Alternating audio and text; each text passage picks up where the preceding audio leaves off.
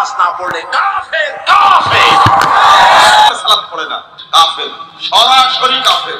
ওর নাম আব্দুল্লাহ হলো কাফের, আব্দুর রহমান হলো কাফের। সাহাবায়ে কেরামগণ কোন পাপের কারণে মুসলমানকে কাফের মনে করতেন?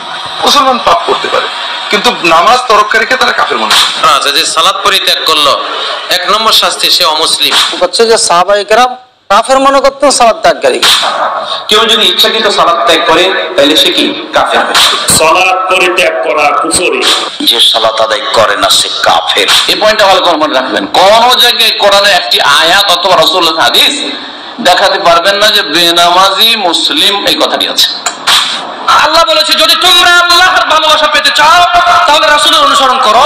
রাসূল বলছে যে নিশ্চয়ই কাফের এবং মুশরিকের মধ্যে আর আমাদের মধ্যে পার্থক্য হচ্ছে নামাজ। যে নামাজ ত্যাগ করে সে কাফের হয়ে যায়।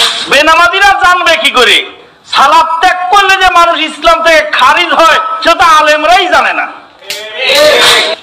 নামাজ যদি একেবারেই না পড়ে সে কাফের হয়ে যায়। ইচ্ছাকৃত নামাজ ত্যাগ করলে সে কাফের হয়ে যায়।